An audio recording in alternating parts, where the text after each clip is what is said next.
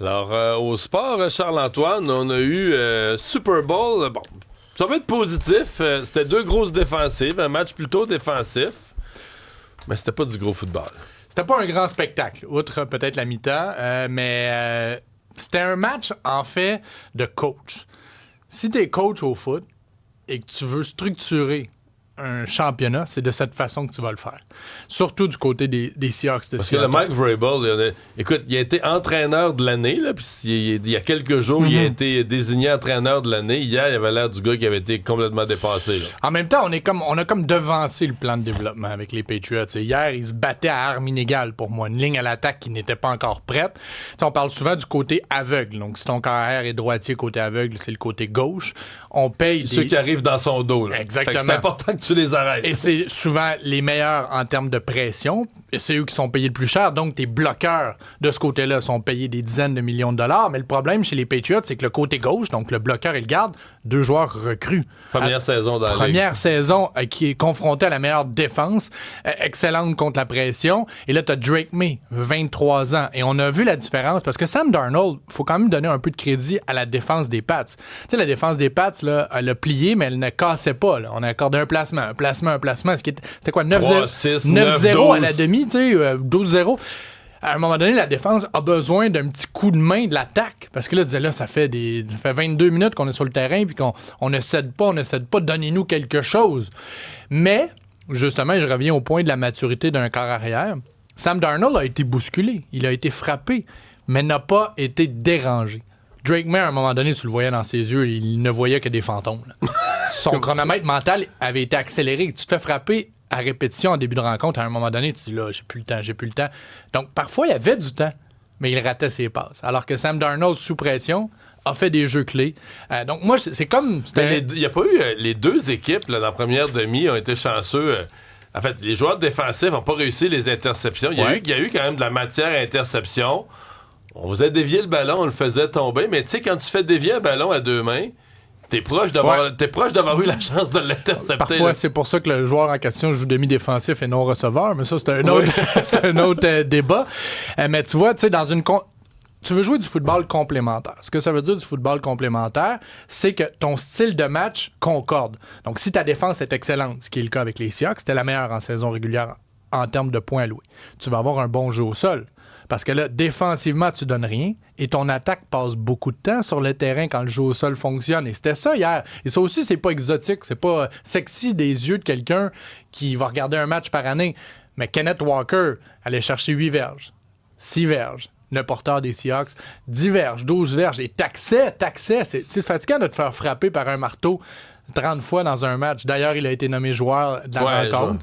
La dernière fois qu'un porteur de ballon allait chercher ce titre-là, c'était Terrell Davis en 98 avec les Broncos. Donc, je reviens à mon point de départ.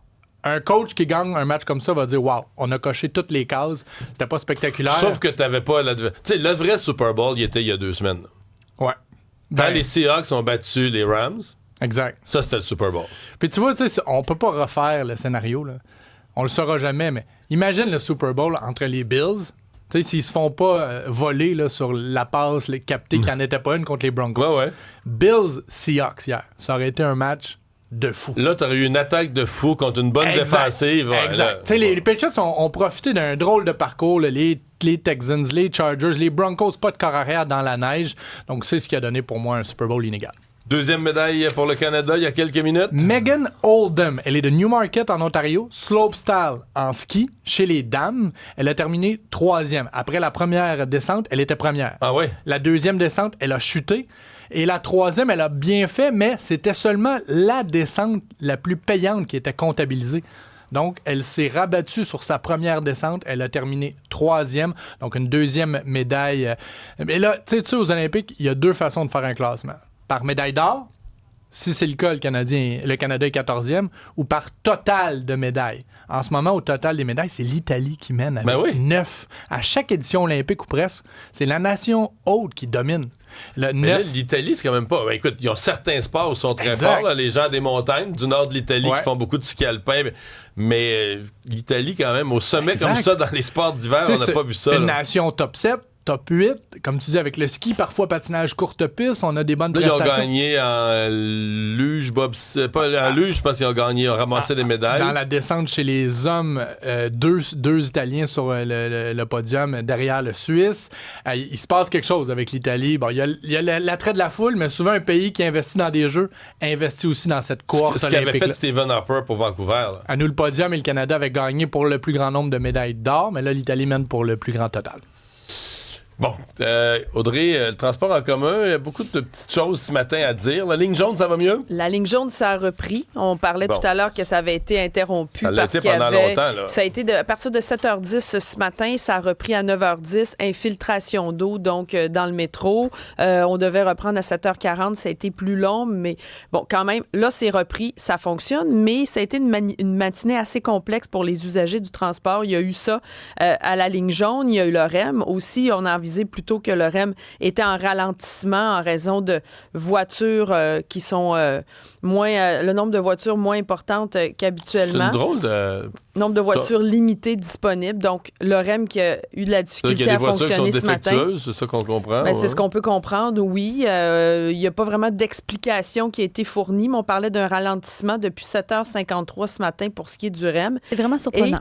Oui, ça arrive jamais. Non? C'est pas facile. Et le train de banlieue aussi sur la ligne Vaudreuil-Hudson qui a été interrompu à 8h10 en raison d'un problème mécanique.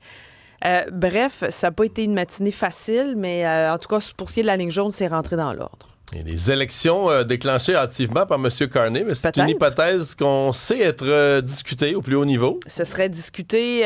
L'idée aurait été évoquée par Doug Ford lors de récentes discussions avec Mark Carney. C'est le Globe and Mail qui rapporte ça aujourd'hui.